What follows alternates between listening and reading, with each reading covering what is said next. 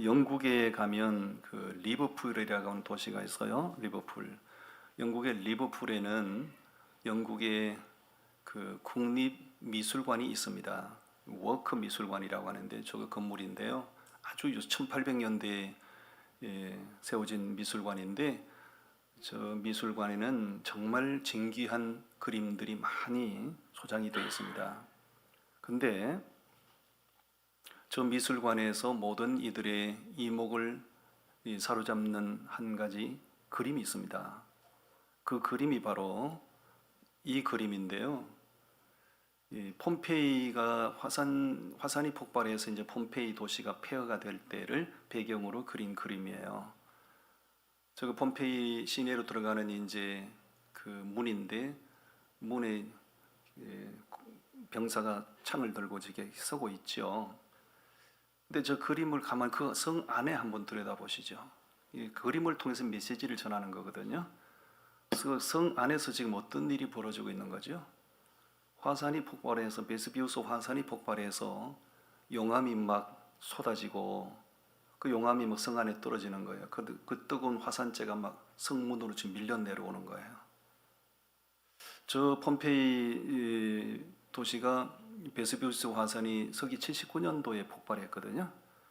그때 그 대폭발을 통해서 폼페이 전체 도시가 7m 높이의 화산재로 완전히 다 덮여서 전부 다 불에 타 죽은 거지요. 그 당시에 15,000명이 전부 다 불에 타 죽었어요.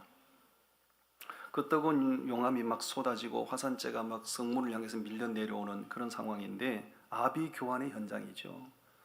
그런데 그 수문을 지키고 있는 병사가 요지부동 자기 자리에 서서 자기 위치를 떠나지 않는 거예요. 그래서 저 그림에 이 화가들은 그림을 그리고 제목을 다 붙입니다.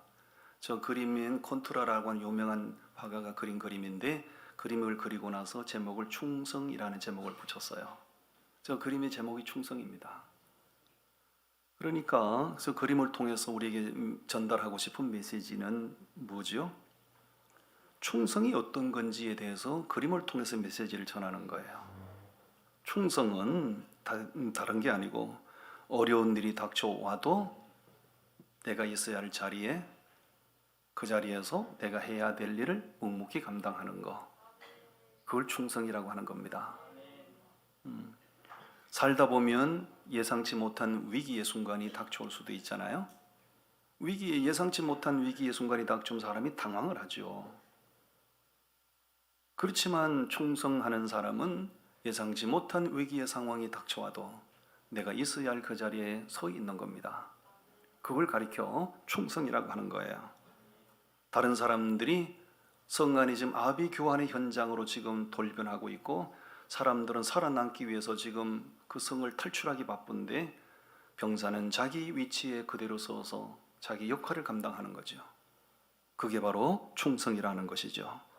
여러분, 오늘 제 설교의 주제가 충성에는 보상이 따릅니다 하는 내용인데요.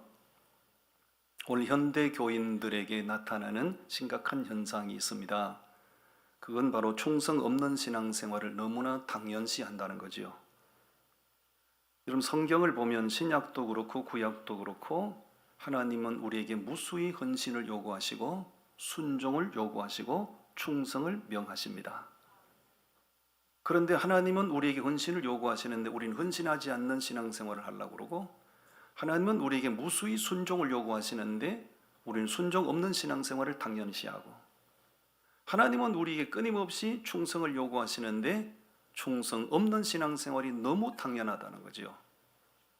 이런 부분들에 대해서 오늘 설교를 통해서 저도 제 자신을 돌아보고 여러분들도 자신의 신앙을 다시 한번 돌아보고 우리 모두 충성하는 그런 사람들이 될 수 있기를 축원합니다. 충성에는 어떤 보상이 따를까요? 따라합니다. 충성하면 자손이 복을 받습니다. 오늘 본문 말씀 속에 그 내용이 있습니다. 오늘 본문 7절을 우리 다 같이 읽어봅니다. 7절 말씀 다 같이 읽어요. 시작. 주는 하나님 여호와시라 옛적에 아브라함을 택하시고 갈대아 우르에서 인도하여 내시고 아브라함이라는 이름을 주시고. 자 보십시오. 옛적에 하나님이 누구를 택하셨죠? 아브라함을 택하셨어요. 아브라함을 부르실 때 아브라함의 나이가 75세였거든요. 본토 친척 아비 집을 떠나라 그랬어요. 근데 아브라함이 말씀에 근거하여 떠나지요. 떠납니다. 떠났을 때 하나님께서 그의 이름을 아브라함에서 아브라함으로 바꿔주시죠. 열국의 아비라는 뜻으로 이름을 바꿔주시죠. 그리고 자 8절 말씀 읽겠습니다. 8절 다 같이요. 시작. 그의 마음이 주 앞에서 충성됨을 보시고자 하나님이 뭘 보셨다는 거죠? 그의 충성됨을 보셨다는 거죠. 그리고 그와 더불어 뭘 세우셨다고요? 언약은 약속이죠. 자, 하나님께서 아브라함을 부르시고 그의 충성된 모습을 보시고 하나님이 그에게 약속을 맺으셨어요. 언약을 세우셨어요. 그 언약의 내용이 뭘까요? 계속 말씀 보시죠.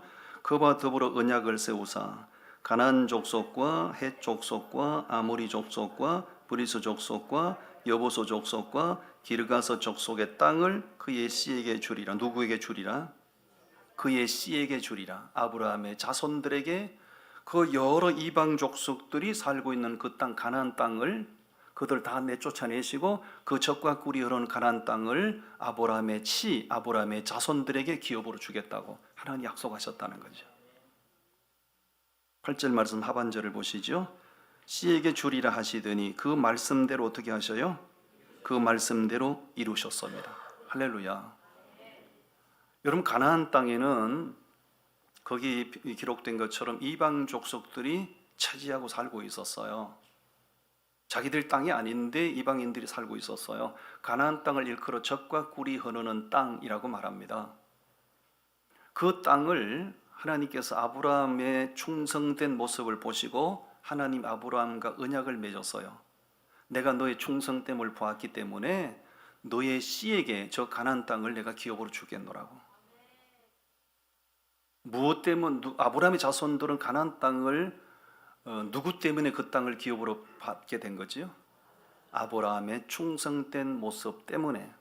평소에 아브라함이 얼마나 하나님의 말씀에 충성했는지 하나님 그걸 보시고 그의 자손들에게 그 땅을 차지하고 살아갈 수 있는 복을 주겠나라고 말씀하셨고 그 약속을 이루셨어요.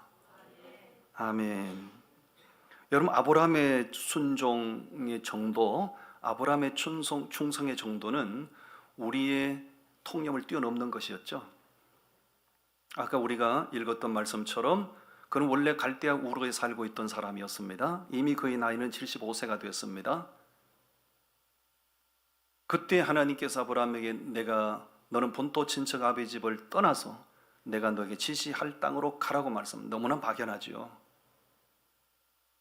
이제 인생을 서서히 이제 마무리를 해야 될 그런 시기인데 본토 친척 아비 집을 떠난다는 것은 믿음이 없으면 불가능한 거지요. 아브라함이 하나님을 신뢰하는 믿음으로 떠났다고요. 떠났을 때 그의 이름을 아브라함으로 바꿔주시죠. 너는 민족의 아버지가 아니라 열국의 아버지로서 네 역할을 할 거야. 그리고 그에게 하나님께서 100세가 됐을 때 약속의 아들 태어나게 하셨어요. 아브라함도 감정을 가진 사람이기 때문에 그 100세에 낳은 아들이 얼마나 사랑스러웠을까요? 그 자기 아들에게 너무 마음이 치우치는 걸 보시고 하나님이 아브라함을 테스트하셨죠.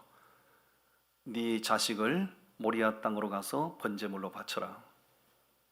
이게 인간의 감정으로 가능해요? 인간의 정서로 그게 가능할까요?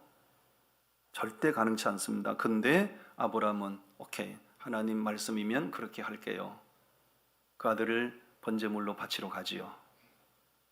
그리고 이삭이가 태어나기 전에 이미 13년 전에는 여종 하갈과의 갈 통해서 아들이 먼저 태어난 아들이 있어요. 그가 이스마엘입니다.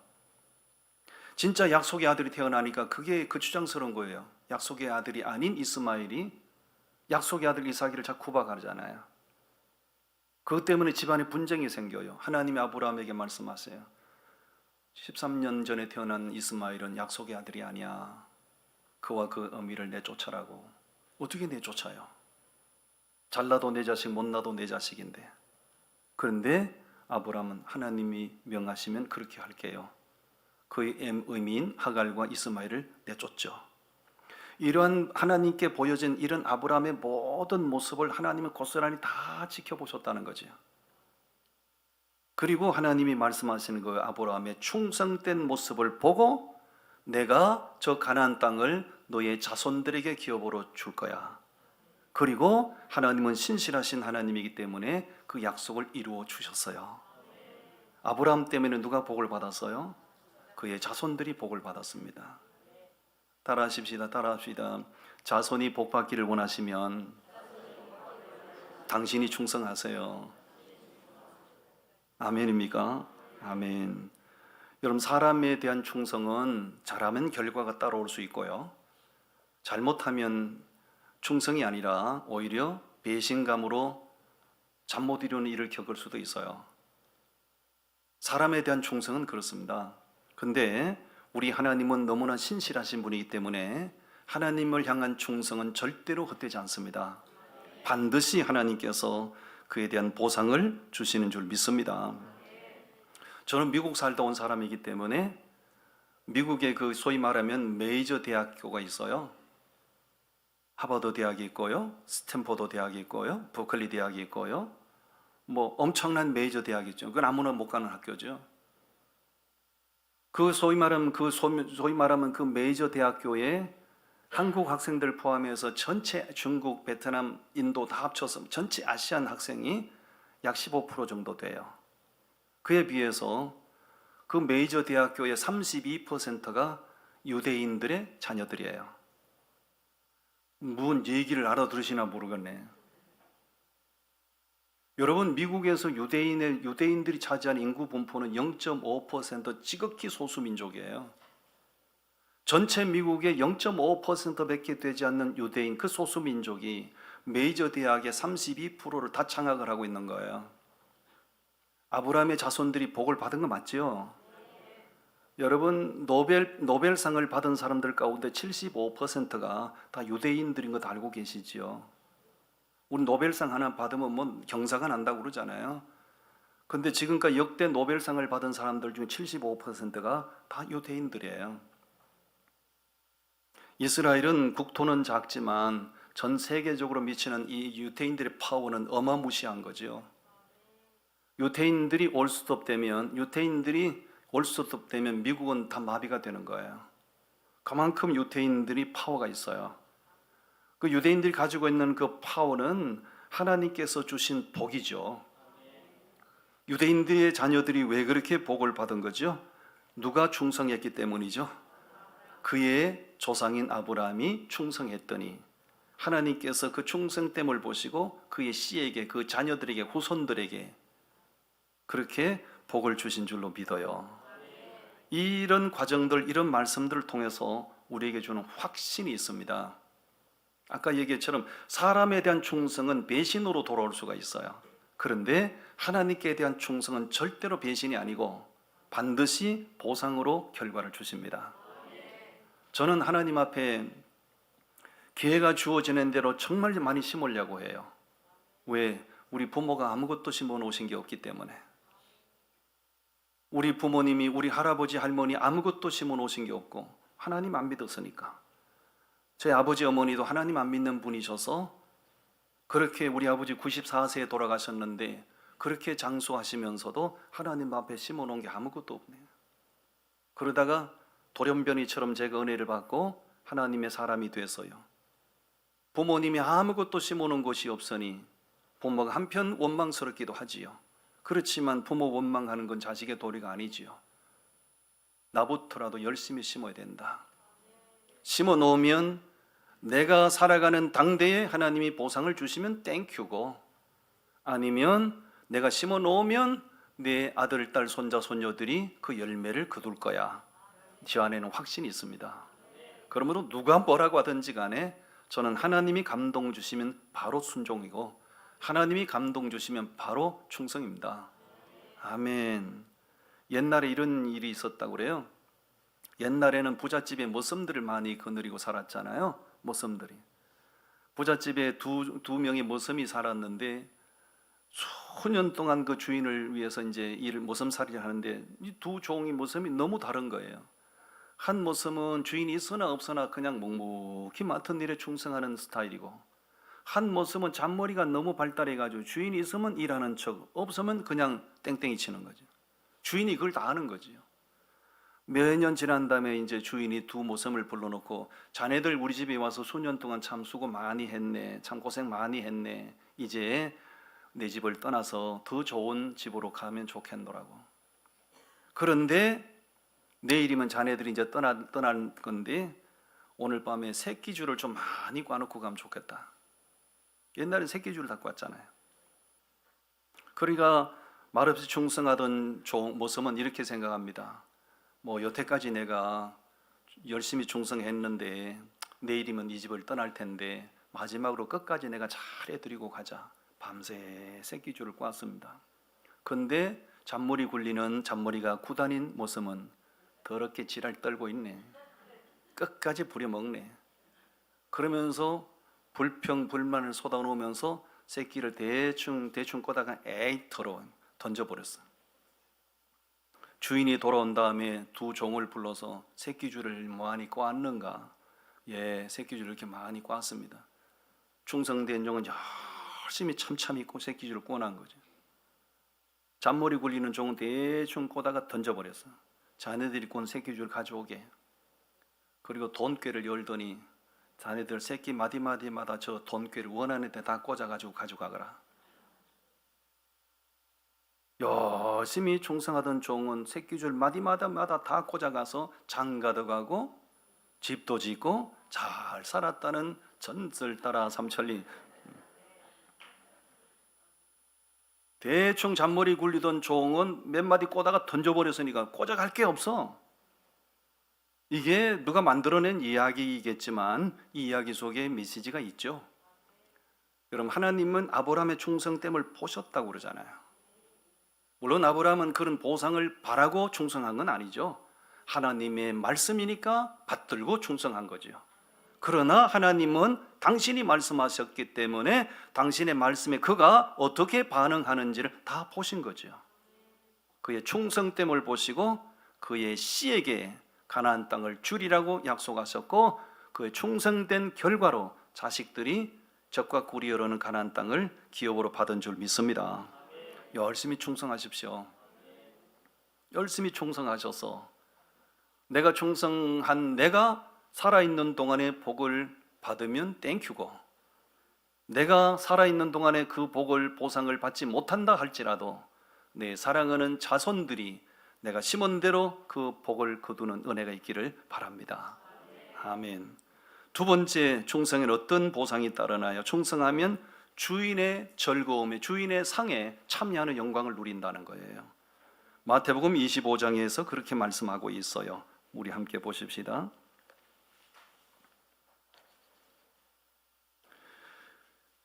마태복음 25장 23절 말씀이 되겠습니다. 23절 말씀을 우리 함께 봉독합니다. 시작. 그 주인이 이르되 잘하였도다 착하고 충성된 종아, 네가 적은 일에 충성하였음에 내가 많은 것을 네게 맡기리니 네 주인의 즐거움에 참여할지어다 하고. 아멘. 착하고 충성된 종에게 두 가지 결과가 주어졌어요. 착하고 충성된 종에게 주어진 두 가지 결과가 뭐죠? 더 많은 것을 그에게 맡겨줬어요. 왜? 작은 일을 맡겼더니 충성하는 그 모습을 보고 더 많은 거 맡겨도 되겠네. 아주 소소한 일을 맡겼는데 그걸 의미 부여해서 잘 충성하는 것을 보고 더 귀한 것 맡겨도 되겠네. 주인이 그를 신뢰했다고 얘기합니다. 더 많은 것을 맡겨주는 복을 받았고, 그보다 더 영광이 뭐죠? 주인의 잔치에 참여하는 영광을 누렸다는 거죠.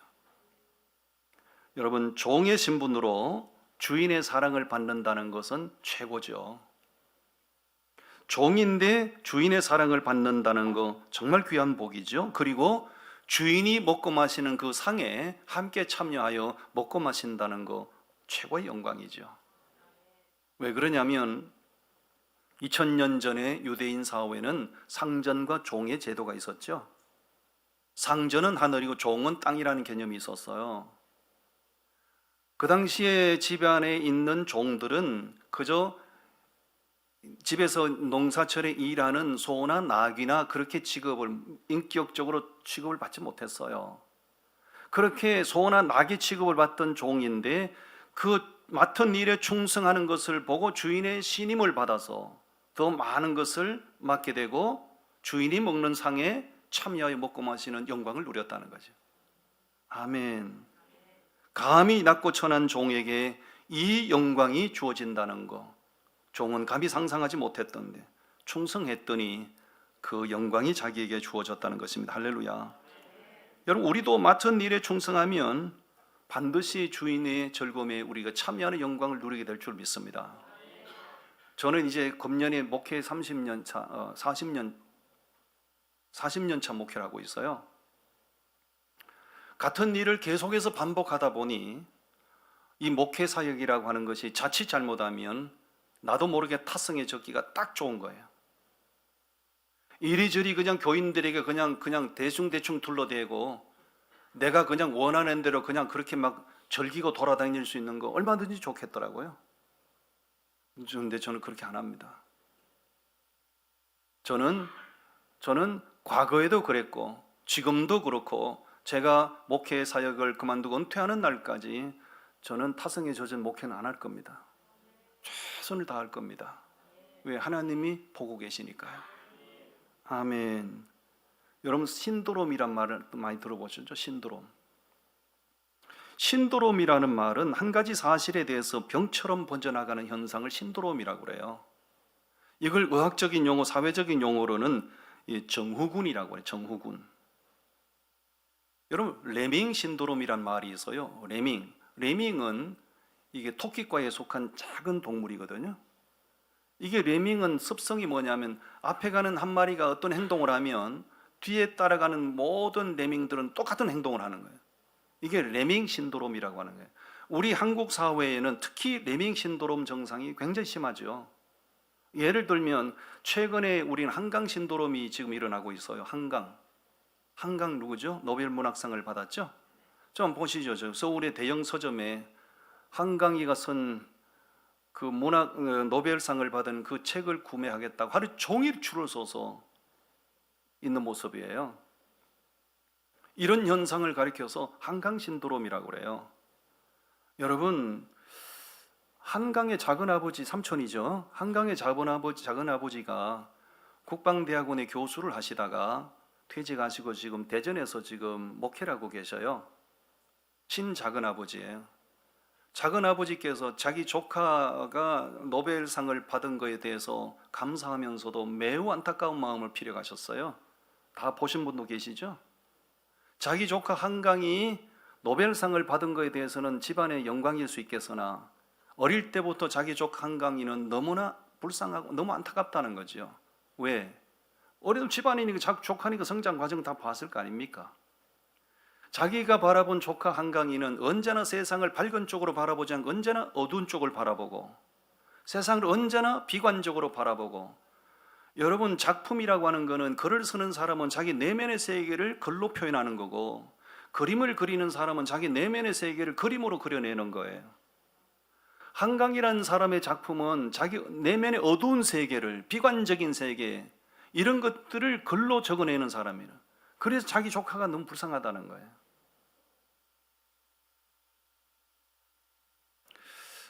한강이가 쓴 채식주의자란 책이 경기도 내에서는 불량서적으로 낙인이 찍혔고요. 학교에도 도서관에 일절 비치를 못하게 돼 있어요. 거기 이루 말할 수 없는 그런 이게 왜 노벨상을 받는 책인지에 대해서 와 할 정도로 문제성이 많아요. 그런데 자기 내면의 어두운 세계를 글로 만들어낸 그 책을 사람들이 지금 한강 신도롬이 일어나서 그 책을 사서 보겠다고 하루 종일 줄 서는 거 아니에요. 저 책을 사서 읽어보는 사람들은 다 어떤 영향을 받겠어요? 그 한강이라는 사람의 내면에 있는 어두움, 비관적인 거, 이런 것들 그대로 다 영향을 받는다는 거죠. 제가 이 신도롬 얘기를 하는 이유가 있습니다. 오늘 한국 교회 안에 에서 신도롬, 에서 정후군이라는 말이 유행을 하고 있어요. 에서 신도롬. 따라하십시오. 에서 신도롬. 에서가 누구죠? 에서. 야곱의 형 에서죠. 에서. 에서가 무슨 일을 했죠? 에서가 장자거든요. 에서가 사냥하고 돌아왔을 때 그 시장길을 못 이겨서 그 주간 그릇을 받아 먹기 위해서 자기 장자권을 그냥 던져버리죠. 그것 때문에 에서는 그날부터 에서는 불행한 인생을 살아가게 되죠. 그러니까 오늘 우리 한국 교회 안에 이 에서 신도롬, 에서 증후군이 심각하게 병처럼 번져나가고 있다는 거죠. 전에도 그런 증상들이 있었지만 코로나 사태를 겪고 난 이후에 한국 교회 안에 에서 신도롬은 훨씬 더 심각해지고 있다는 거죠. 누구도 힘든 일을 하지 않겠다는 거고, 누구도 몸을 바쳐 봉사할 생각을 하지 않는다는 거고, 직분이고 나발이고 내가 피곤하니까 다 싫다는 거지요. 나도 지금 힘들어 죽겠는데 뭐 교회 가서 뭐 봉사하겠냐 이거죠. 이런 병적인 증후군이 한국 교회 안에 팽배해지고 있다는 거죠.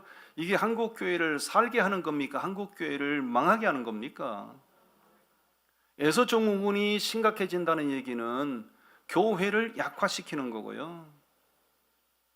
여러분, 에서 증후군을 앓지 않기를 바랍니다. 현실 만족을 위해서 신앙을 팔아버리는 거, 주일날 그 몇 푼 더 수입을 얻기 위해서 주일 성수도 다 던져버리는 거, 이게 전부 에서 신도롬이고 에서 증후군에 편성하는 거예요. 다윗은 원래 양치던 목동이었습니다. 유대 땅 가장 작은 동네인, 우리로 말하면 달동네죠. 베들레헴에서 태어난 정말 양치기 소년에 불과했죠. 그런데 하나님께서 그 이세 아들 다윗을 딱 보시자마자 이세 아들 다윗을 보니 내 마음에 합한 자라다고 말씀하셨거든요. 아니, 한낱 그 달동네에, 가난한 동네에 태어난 그 양치기 소년이었는데 하나님은 그 다윗을 보실 때 당신의 마음에 합한 자로 여기시고 그의 지위를 한없이 하나님이 높이셔서 이스라엘을 통치하는 왕이 되게 하셨어요. 아멘. 무엇을 보시고 하나님께서 다윗을 그렇게 믿고 맡기셨을까요? 작은 일에 충성하고 작은 일에 최선을 다하는 그 모습을 보고 하나님께서는 작정을 하셨어요. 네가 맡은 일에 최선을 다하는 걸 보니 나라를 맡겨도 되겠다. 할렐루야. 여러분, 교회 안에서 좀 힘들다고 다 봉사 외면하시고, 누가 좀 싫은 소리 한다고 다 봉사 외면하시고, 그러면 교회는 누가 세워가는 겁니까? 또 당신이 못하면, 하기 싫어서 못하면 입이라도 가만히 닫고 계시면 되는데 옆에서 하는 사람까지 건드려서 자꾸 위축되게 만들어요. 내가 최근에 들은 얘기예요. 여전도에서 그 말이 돌았다고 그래요. 애찬팀 섬기세요. 다 안 하겠다고 그러니까 애찬팀 섬기세요. 하겠대요. 그랬더니 전도에서 기저귀 찰 때까지 하냐고 그랬다는 거예요. 나 귀가 열려있어 다 들어요. 왜 그런 말을 합니까? 당신이 하기 싫어서 안 하면 하겠다는 사람에도 아이고 정말 존경스럽다, 정말 대단하다, 박수 쳐줘야 되는 거 아닌가요? 다 하기 싫어서 이런 핑계 저런 핑계 대고 다 안 하겠다면 누가 합니까? 여러분, 절대로요 에서 신도롬, 에서 증후군에 절대 편성하지 마시고 맡은 일에 말없이 충성하십시오. 그럼 반드시 하나님께서 주인의 즐거움에 참여하는 그 영광을 누리게 하실 줄로 믿습니다. 마지막 세 번째입니다. 충성하면 하나님이 생명의 면류관을 주겠노라고 말씀하세요. 요한계시록 2장 10절 말씀이거든요.